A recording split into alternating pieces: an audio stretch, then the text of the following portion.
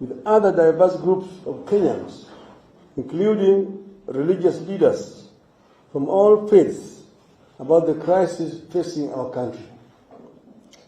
They implored us to give dialogue, especially during the holy periods of Easter and Ramadan.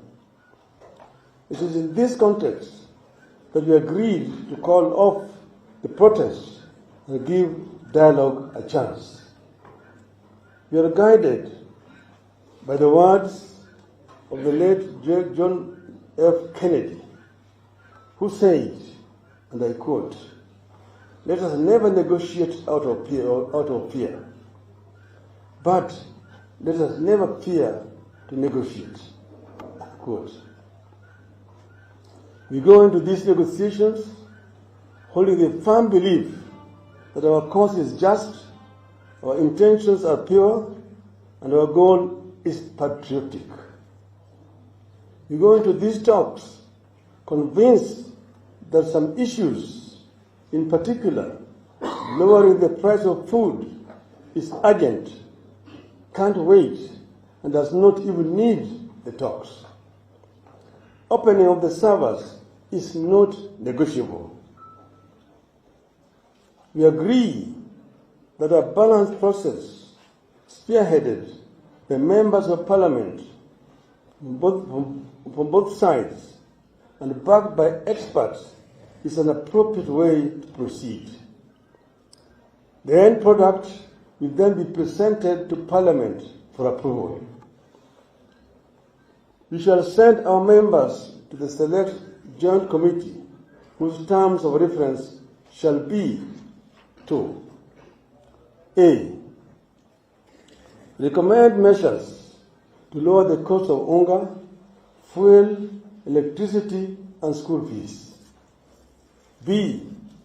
Conduct a review and forensic audit of the servers used by the IEBC before, during, and after the 2022 presidential election. C. Review the appointment and dismissal of IEBC commissioners, including their tenure of office, and recommend institutional, policy, legal, and constitutional mechanisms, restructuring and reforms of the IEBC. D. Consider the reconstructing of IEBC by devolving structures to counties, and whether the country really needs commissioners working on a permanent basis. E. Recommend legal, policy, and institutional reforms to strengthen and improve the electoral system and processes to entrench a culture of free and fair elections administered in an impartial, transparent, simple, accurate, verifiable, and secure system. F. Review the circumstances that led to the dismissal of the IEBC commissioners, commonly known as the Cherera Four, and reinstate them in office. G.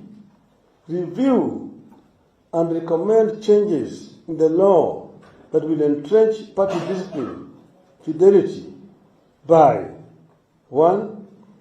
Requiring MPs who cross party lines after the elections to seek a fresh mandate from the electorate.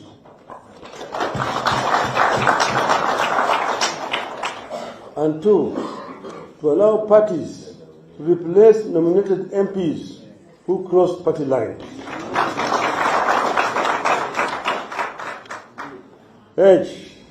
Initiate legislation to address the electoral, governance, and economic gaps identified during the inquiry for consideration by the Houses as appropriate. The Joint Task Force shall present its report to Parliament within 30 days of its establishment. Finally, we reiterate 3 important points. 1. As J.F. Kennedy said, and I quote, "Civility is not a sign of weakness, and sincerity is always subject to proof. Unquote. 2. The rights to assemble, demonstrate, petition, and speak are ironclad as provided for in our Constitution. 3. We reserve our right to call for demonstrations should this process not bear fruit. Should there be no meaningful engagement or response from Kenya Kwanza, we will not hesitate to mobilize Kenyans to demand their rights within the framework of Article 37 of our Constitution. We are driven by the concern that in spite of the 2010 Constitution, our political culture retains a winner-take-all system. This is what has clearly been demonstrated by the older regime. This monopoly of power, by hook or crook, by the party in the State House, can only be rectified with a thoughtful, deliberative process involving all Kenyans. We need a proper constitutional review to cure the governance defects in the 2010 Constitution and remove the last vestiges of an imperial presidency. In our dialogue with Kenya Kwanza, we'll be putting this matter on the table. Thank you, and God bless Kenya. Thank you very much.